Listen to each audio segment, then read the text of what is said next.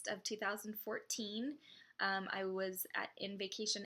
It started to rain, so we had to walk really fast back about a mile to where we were going to go for that evening. And during that walk, my right side, my right lower quadrant just started aching and aching. And then that kind of triggered the whole cramping again, the whole cramping backwards and forwards. And so the rest of that trip, I definitely was put out a little bit. That right lower quadrant is something that I did not have before surgery. And so I was like, oh no, like, does this mean my endo is back? Does this mean like it's on my ovary? Like, what the heck is going on? So I saw my OBGYN again. She wanted me to go on birth control again. She wanted me to consider Lupron, which is a drug that pretty much puts you in medically induced menopause, and that is something I knew 100% I didn't want to do.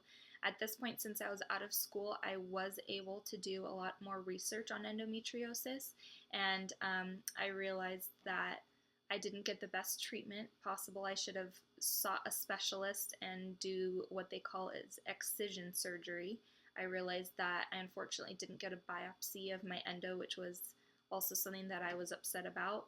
And so at that point, she wanted me to go on Lupron, which I did not want to do. I didn't want to put myself in medically induced menopause at that point. At that time, I was 24, and that was just something that I didn't want to do.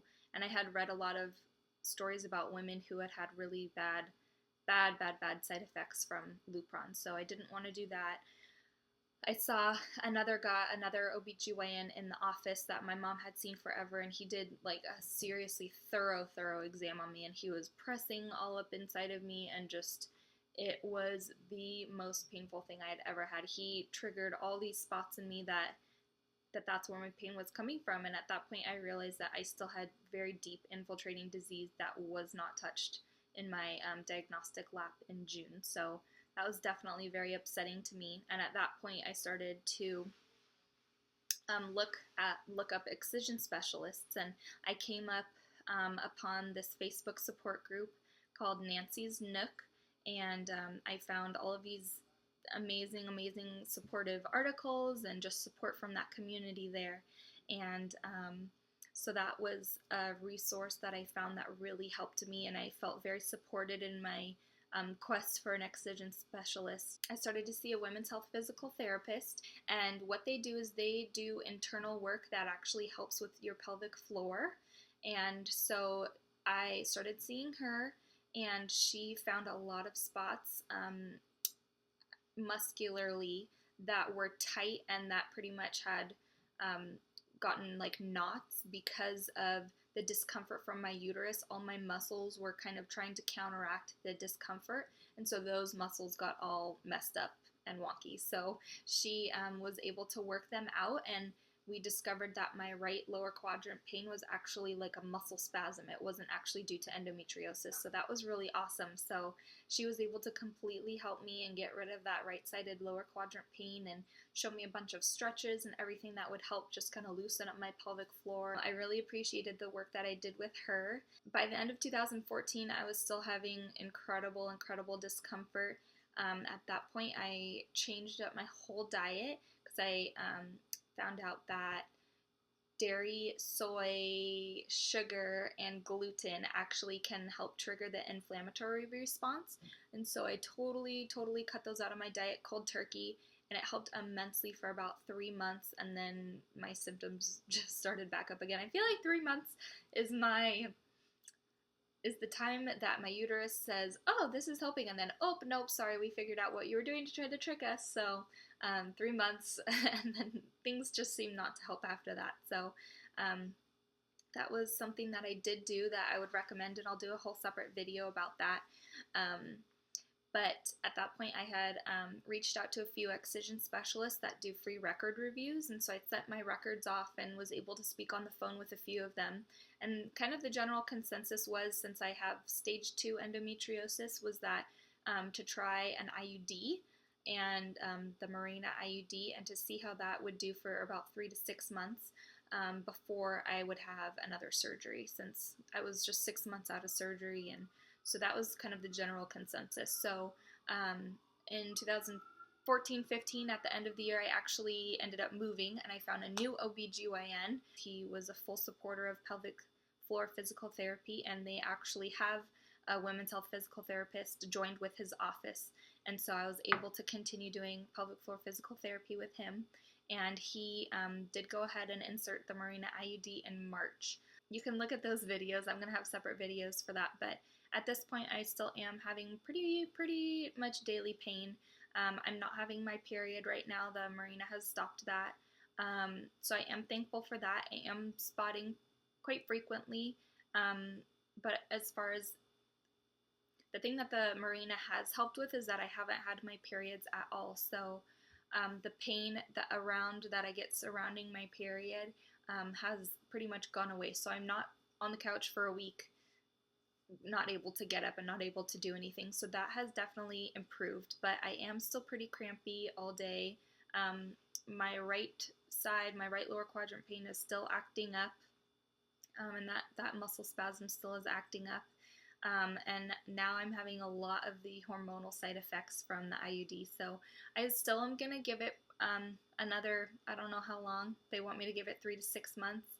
I'm not sure if I'm going to last the full 6 months, to be honest, because I'm done waiting to get my life back. And I know that the best chance of me getting better is excision surgery, and I know I'm a very big advocate of excision surgery. At this point, I'm probably going to have to wait another few months to have that surgery for financial reasons, and also to make sure that I have people with me that are able to travel with me. I live in Southern California, and there aren't very many specialists close to here, so I am going to have to travel most likely to get my surgery done. So I'm trying at this point to decide where and when, and kind of figure out the details with my work. And so, but I think that that's going to be the next step for me, is having that excision surgery, and I cannot wait. I can't wait to get my life back.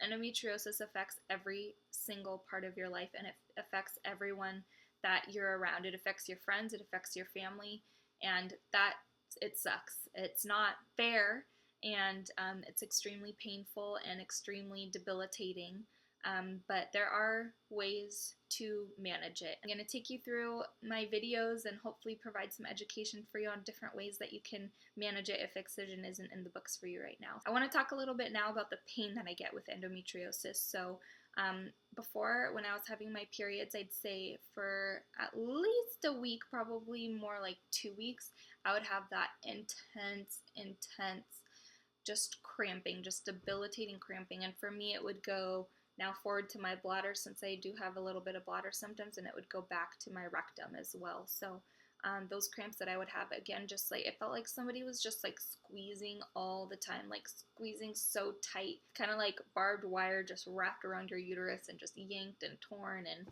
it's not fun. It's not fun. So that is the worst pain that I get, is my uterus and my bowel and my rectal pain. And so that's what I'm dealing with right now. I never really had lower back pain. I would get lower back pain with my periods, but I think that was just kind of, I don't know. It wasn't something very severe or acute. And all throughout my life, I've kind of had right hip pain every once in a while, and so I'm not sure if that is due to the muscular aspect of the endo, and just like the fact that I get kind of all tight on that right side. But I will get right hip pain every now and then. I know that a lot of women get severe back pain and severe pain down their whole entire leg. So that's something that I don't really get as much.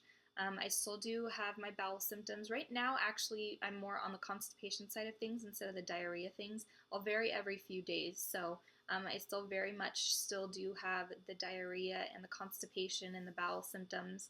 And my nausea right now is just off the charts. That's something the last few months that has gotten even worse. So my migraines have been better the last few months though. So I don't know, my body has a mind of its own. My uterus has a mind of its own. So that's what I experience kind of on a daily basis.